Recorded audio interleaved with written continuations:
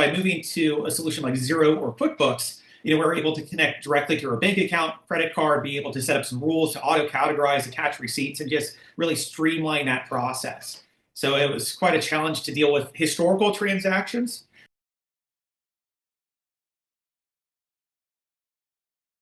Accounting crypto means thousands of transactions, fluctuating prices, multiple wallets, exchanges, and bank accounts. One mistake means inaccurate reports, compliance risks, and wasted hours. Xbookkeeper simplifies it all. Seamlessly import transactions, automate categorization, and get real-time insights. Fast, accurate, stress-free. Xbookkeeper, your solution to the chaos.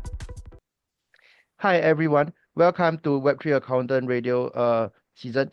And today we have with us Chris, principal of Stoic Bookkeeper. I met Chris previously when he was working at Bitwave, and being an excellent BD person, he reached out, and I liked how he shared many things about the crypto journey. And now being a principal of Stoic Bookkeeper, I'm excited to bring his stories about how the LA fires have affected him, and being on the ground, beside living over there, the stories that he will share in this episode. Hi Chris. Wait, it's a pleasure to connect, and thank you so much for having me on your podcast. Been looking forward to this. Hi Chris, before we go into the story itself, can we hear a little bit about you, as in other than from me? Yeah, of course. Yep. So again, my name's Chris, founder and principal of Stoic Bookkeeper. It's a fairly new bookkeeping firm specializing in bookkeeping and accounting services to emerging technology startups, as well as a lot of companies leveraging and adopting blockchain technology. I've been in the space since 2016. And professionally within Web3 in particular since November 2021. I have an MBA in finance, and definitely a curiosity and passion for accounting.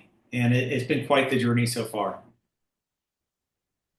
For a moment, what was she using before QuickBooks? So like I think I hear you when you say that you close out her books after you use QuickBooks. So just curious, because I'm mainly based in Singapore, and then you are in the US. So like, what was she using before QuickBooks? Right, just TurboTax, which is a retail solution. So when you're utilizing like a retail solution, similar to like with, I'm sure that a lot of the audience members work with like small startups where they might use a retail crypto subledger. There's a lot of benefits associated with moving to a business solution, and same thing with a general ledger. And with TurboTax, it's just more for individual taxes. And yeah, technically you can account for like 1099 income and be able to allocate a certain percentage of income to pay for taxes. But it's a very manual process associated with writing off expenses. And so by moving to a solution like Xero or Quickbooks, we're able to connect directly to our bank account, credit card, be able to set up some rules to auto categorize, attach receipts, and just really streamline that process. So it was quite a challenge to deal with historical transactions, but the best way to learn is to actually go out and do it.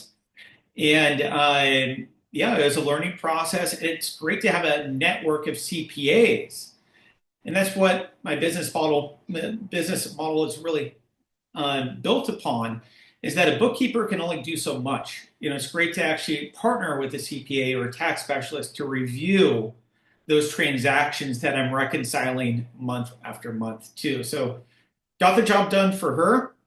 And since I recently launched Stoic Bookkeeper LLC back in February, now kind of building the business model based upon that experience. And right now, really allocating resources in terms of designing a scalable solution utilizing some of these new and emerging technologies, such as practice management software systems as well.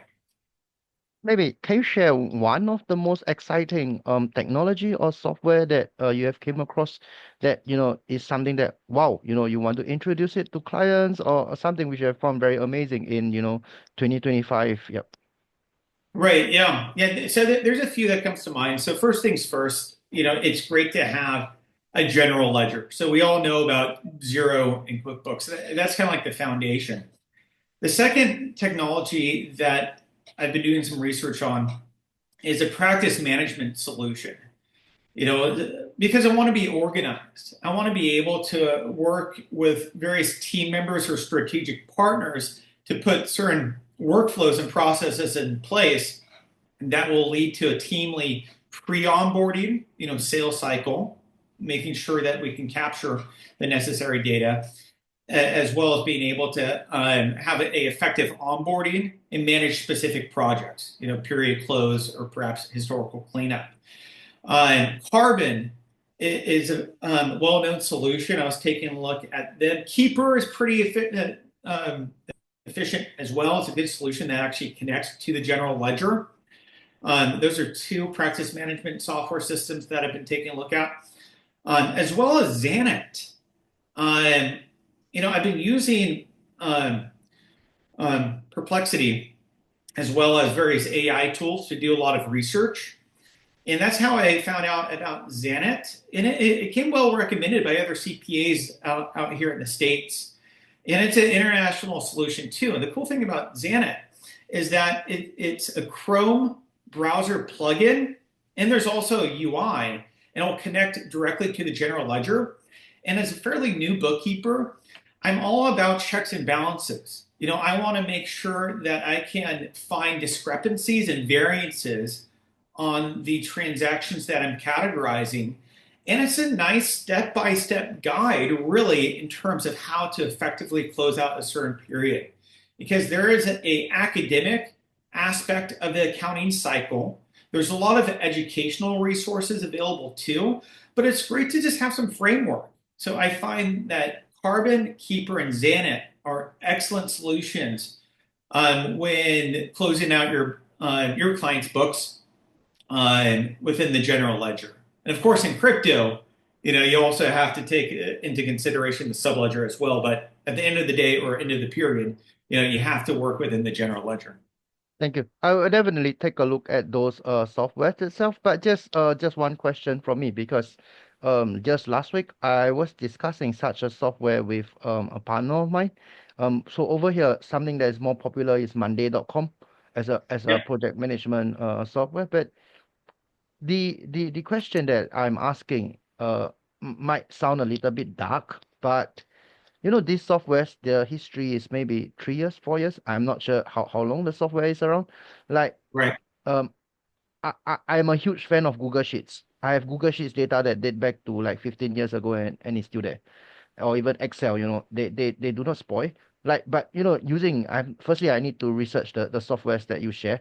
But who is to say that, after I use it for a year, it's perfect and fine, and suddenly one day the company goes bankrupt, or for some reason the thing just shuts down and it is a crucial part of the business line, and then I don't know what happened to like my company's data. What's your thoughts on this? Because Xero or Quickbooks, they are pretty stable as of today.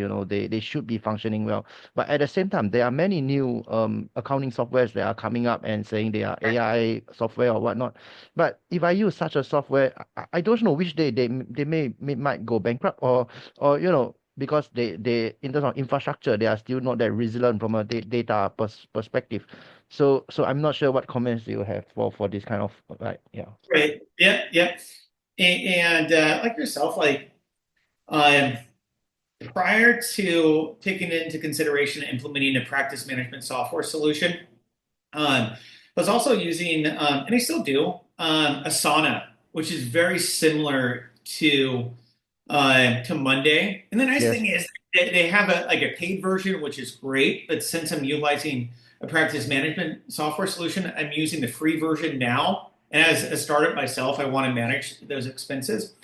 And working at Web3, we all talk about moving away from the centralization of data. So we want to practice what we preach. And it's great to work across several different systems. So yes, I still utilize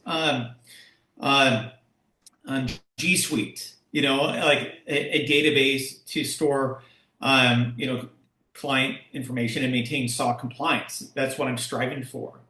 I know that there's partners that don't utilize Karbon, but they also they work within Keeper. So I'm open to utilizing both. And the nice thing about Keeper and Karbon, from my understanding, that they charge. Um, Karbon's actually a per user charge, but Keeper is a per client charge. So I can manage those costs and only kind of increase expenses based upon the number of accounts that I add to Keeper as well. So you could think about working across different platforms. That way, just in case one of the companies unfortunately goes out of business, or maybe there's a lot of mergers and acquisitions that happen within the space too.